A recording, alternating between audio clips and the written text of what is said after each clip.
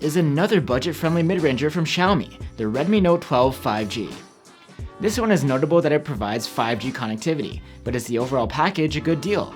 I'm Will for GSM Arena, and let's find out in our Xiaomi Redmi Note 12 5G review.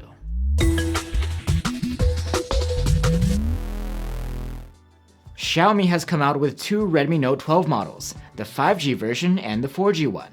We'll be talking about the more expensive 5G one today.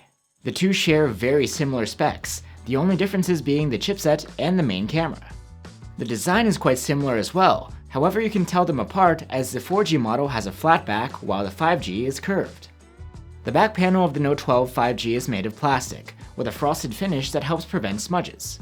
The back curves into a matte plastic frame. The phone is rather lightweight for the size and sits comfortably in hand. The phone is also IP53 certified against water and dust, which is nice to have.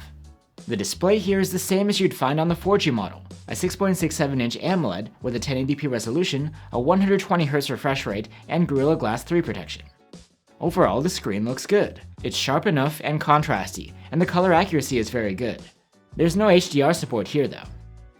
The screen's brightness is decent. We were able to measure a maximum of 450 nits with a manual slider, and this boosts to over 700 nits in auto mode when in bright sun. And the 120Hz refresh rate smooths out swiping and scrolling. It's fixed though, and won't dial down to save energy while idling. Both of the Redmi Note 12s have a headphone jack and just a single speaker.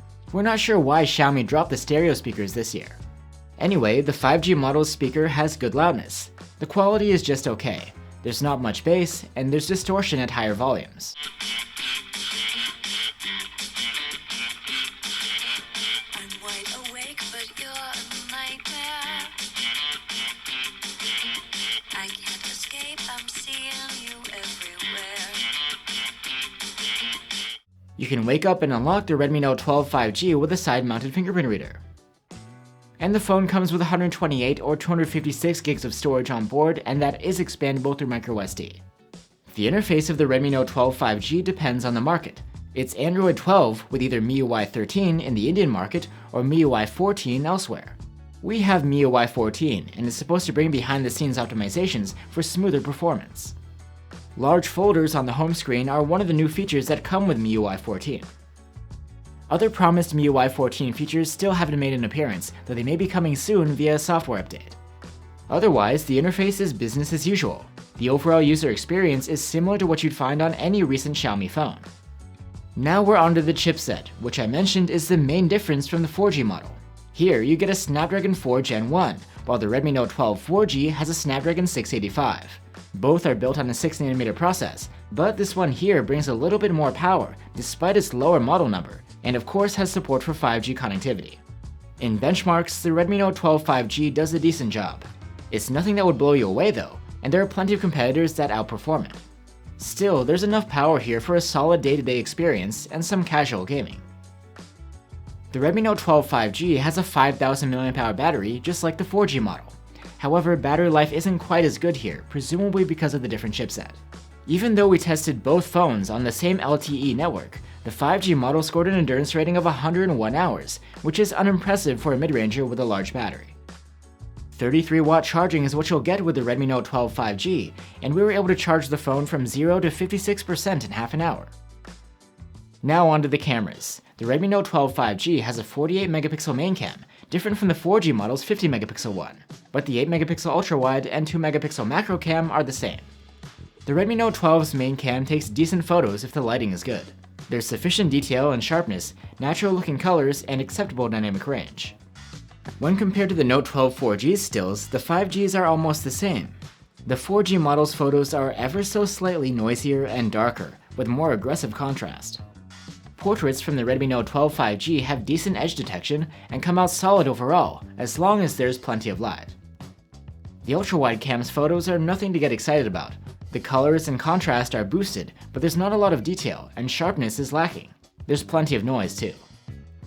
The macro camera's 2-megapixel photos aren't great. There isn't much detail or contrast, and the colors are on the dull side. In low light, the main cam struggles to deliver good quality. The photos are generally soft and lacking in fine detail. The dynamic range isn't great, with dark shadows, and noise is present all around. The dedicated night mode is a mixed bag. It tries to clear out the noise, but in doing so smears all over the detail. And in the end, the skies still look grainy. At least the shadows get lifted a bit. Both the Redmi Note 12 4G and 5G's main cams are comparable when it comes to low light performance, especially with night mode on. There is a difference in the colors and contrast. And without the night mode, the highlights seem a bit better on the 5G model. As expected, low light photos from the ultra-wide cam aren't good. They're soft and noisy, with washed out colors and poor dynamic range. There's no night mode support here either.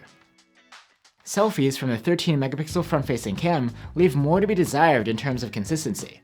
In good lighting conditions, you can get decent results, with good sharpness and detail. But quite often, we'd end up with results that were blurry or soft, and the colors are a bit bleak overall.